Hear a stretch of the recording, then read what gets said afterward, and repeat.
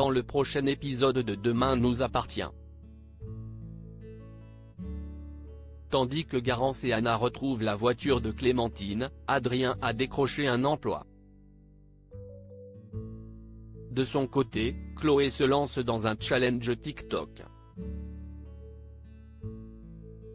Attention, les paragraphes qui suivent contiennent des spoilers sur l'épisode de Demain nous appartient diffusé demain soir sur TF1.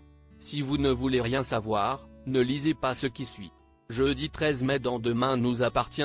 Garance et Anna retrouvent la voiture des Clémentine prenant le petit déjeuner au Spoon. Sacha est agacé de voir sa fille discuter avec GF16. Le coach sportif lui fait alors une leçon de morale sur la dangerosité des rencontres sur le net puis lui ordonne de ne plus jamais revoir l'adolescent. Pendant ce temps, Garance et Anna font part à Karim de leurs doutes sur la disparition de Clémentine. Bien qu'il ne puisse rien faire sans qu'une enquête officielle n'ait été ouverte, Karim accepte cependant de vérifier si la voiture de Clémentine a passé la frontière italienne. De son côté, Solène continue de discuter avec Gaspard malgré l'interdiction de son père.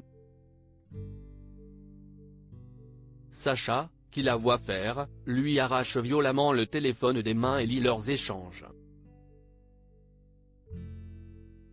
En colère, Ben s'interpose et accable son père de nombreux reproches.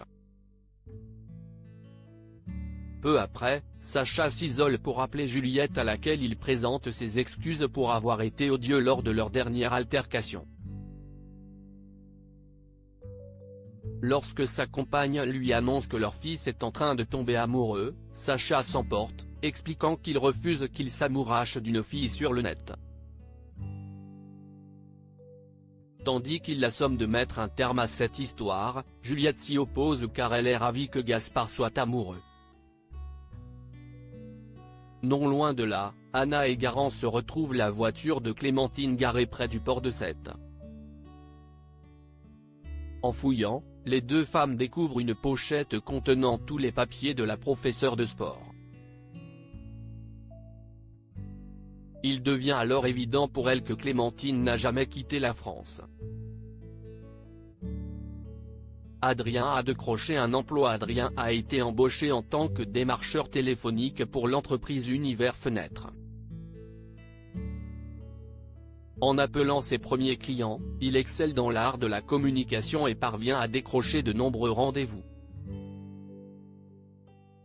Toutefois, au 13e client, Adrien culpabilise de mentir à ses interlocuteurs et plante sa vente. Afin de voir s'il est aussi bon baratineur que son beau-fils, Samuel prend la prochaine cliente en ligne mais celle-ci lui raccroche au nez. En parallèle, Sophia confie à Nour qu'elle est déçue qu'Adrien se soit soumis aux exigences de ses pairs. Comprenant qu'elle craque pour le fils d'Alma, Nour a une idée pour qu'elle obtienne ce qu'elle veut.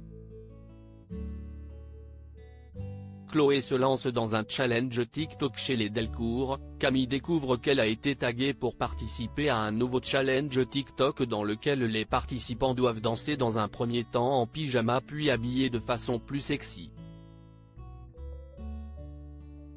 Déterminées à relever le défi, Camille et Judith se prêtent au jeu.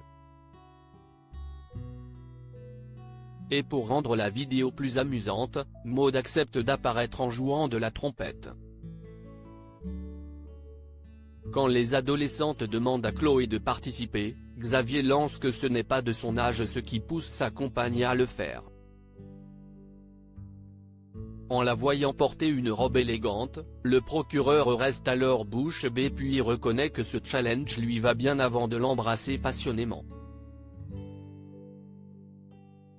Malheureusement, la vidéo de Chloé a fuité sur le net.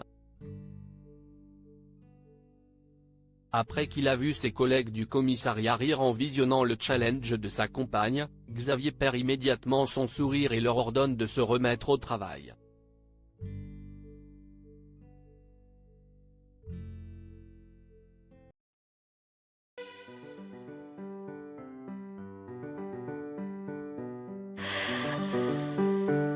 The man I love just had